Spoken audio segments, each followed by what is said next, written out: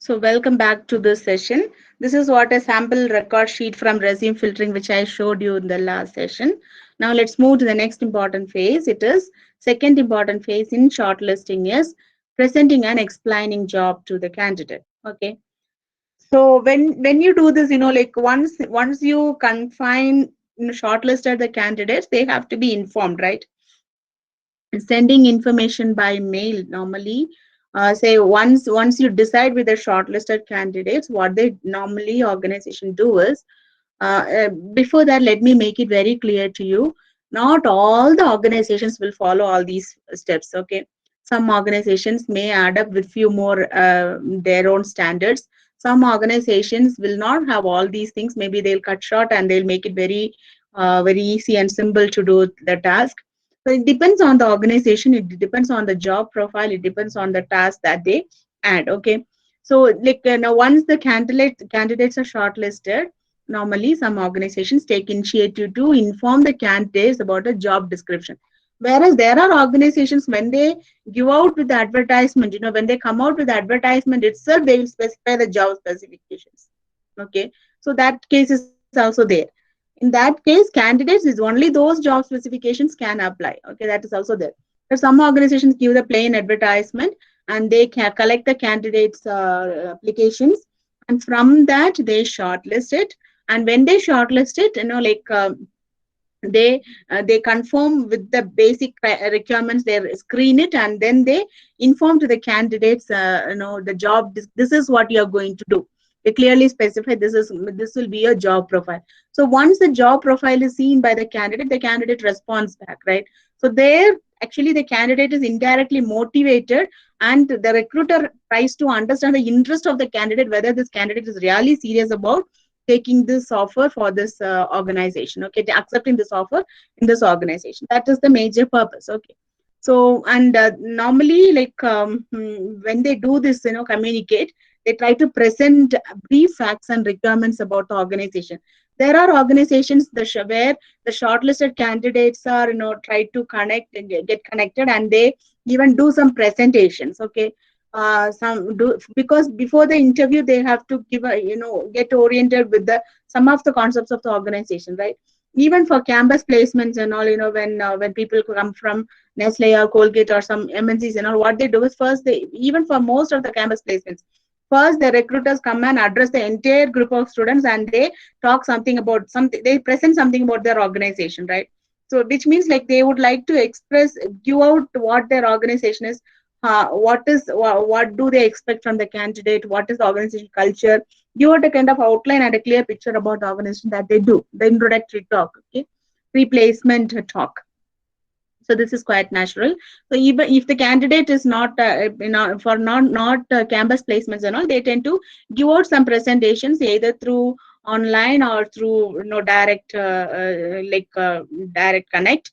It depends on the organizations. Okay, some facts and clear cut information about the job and how they grow inside the organization, some good things about the organization's culture, all this is expressed through these presentations. Okay, and the next phase in this presenting and expanding the job is verifying interest. Okay, when you do these tasks itself, you will understand, the recruiter can understand how well the candidate is interested or motivated to go ahead with the process. Okay, so critical to verify, it is critical to verify it, or to understand the job interest, whether the candidate is interested in the job composition and capable of handling difficulties and technicalities associated.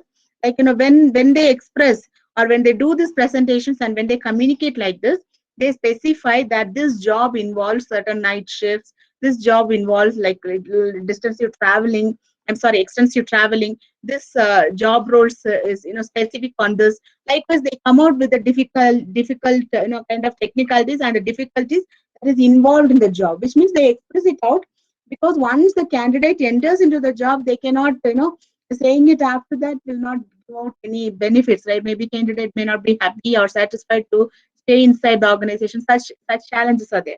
So just to avoid all those things, they tend to give out the information in advance, okay, for the shortlisted candidates. Then a brief breakup of a salary component is also shared. Some companies and all, they give out open breakup. This is the starting scale, this will be the closing scale, this is the like range of your salary, and every year this much will be increased, this will be the additional emoluments. Some organizations are open to share, and if the salary component is expressed in the advertisement itself, which means like candidates looking for the attractive salary, they will apply. But right, choosing the right creamy layer, or right, choosing the right fit of candidates is in the hands of the recruiter again. It will make the task a little bit tough. Maybe there is, personally, what I would even based on my own personal experience, I would suggest not to give out the salary package openly through adverts, because that has some advantages as well as some disadvantages. For the sake of salary alone, there will be many candidates who's not concentrating on the skill component, and they'll be applying for the job just because that salary is attractive. And so today, companies are wise to say you can earn up to, especially for insurance based jobs, they do that, right? So you can earn up to this, you can earn up to this and that. Okay, so that kind of probably, personally, what I felt even in my tenure when I was working with a corporate, like when we do advertisements, that we have done both ways. Okay, mentioning the salary component, there will be many applications piled up, but the quality of applications will be very poor. Okay, so we chose not to reveal the salary, but only when they come for the after shortlisting, when they come for the direct interviews and panels and so on, then they tend to we tend to give out the salary component. That is more effective actually. But I don't know now, as of now, today candidates are very curious and keen about knowing the salary component. But the concept is, salary can be either, if it is revealed or not, the skill set mapping is very important. That is what is the primary. And when you do this task, you will end up with the info record sheet. Now I have given you a sample of info record sheet where the recruiter who does this task of this shortlisting have to come out. The first one is a checklist that you have to prepare. You remember, shortlisting checklist, and then you come up with the shortlisting table, master table, that comes up like this. And from this again, you have to analyze. The next phase is trying to send the mail, communicate through a mail, and then presenting the facts and informations to the candidate, trying to understand their interest, trying to sense whether they'll be accepting the difficulties and technicalities and so on. And then try to fit into the expectation, and that will give out a info record sheet which has information on the qualification and name of institute, which was not there in the previous one, right? Total years of relevant experience, notice period at the current organization, which is this. Actually, if you could check this info sheet clearly, this is the next step to move, right? For move forward. If this is clear, again, the candidate is free to log in into the organization after testing. Okay, so now they are making way for the next processes, right? So current location, expected salary, passport if it is a kind of global opportunities, traveled abroad if yes, location if this involves, if this job opportunity involves placement of for some placement in some abroad for some projects and so on, the candidate requests to travel there. Is he ready to do that? Is he ready to relocate? Is he ready to take the family? Is that provisions are provided? Such things are very important, right? Primary decisions. Okay, so openness to travel, communication skill rating from 1 to 10, any other certifications the candidate has, then the unique strength of the candidate. Why some maybe like this will all see. Here is where the any other additional qualification, your value added components are mentioned here, and of course your unique strength. That is where in most of the resumes, when you give out, the creativity of bringing out your skill set in a some creative way is essential. Actually, that is your uniqueness. Okay, so I just started with asking about the objective, right? In the previous resume, let me give you this hint also. Okay, so most, I think all of our resumes will have some objective in that, right? So how do you get that objective? Okay, most of the times what we do, we follow some template, or we cut copy paste somebody else's objective on our resume. That is what happens normally, right? I would appreciate, nothing wrong, but your passion, your focus, your desire is something different from other persons, right? So you are a unique person. I would appreciate if you could, you go through so many resumes and read through the objectives, how they have presented the first way, all these things. And it takes little time and effort. Even I myself, I think a lot, but it's very hard for me to sit and do the things, because, like, challenging. It's very challenging. So, but you at this level, it is very important because, and of course, using a common objective for all the companies will not help you out. Okay. So when there is an objective, you have some few lines as a common concept of expressing yourself, revealing yourself out, that let it be. But again, I would appreciate if you could, for every company, when you apply your resume, you have to update this objective. Means, you see, for maybe one company which you are applying might be a manufacturing industry, another might be a food industry, another might be a maybe pharma industry, another might be education sector. Different companies, maybe the role of HR, the medical industry, anything it can be. Okay, so the industries vary, and of course the job profile in the industry might vary, and the job culture in the industry might vary, the expectations might vary. Okay, it keeps on changing, right? So when you do that, when you apply for industries, try to add a few more lines in relevance to the organization. Okay, maybe one or two lines. Maybe let 4 5 lines. Let it be the same as you do for all. It is a common competencies.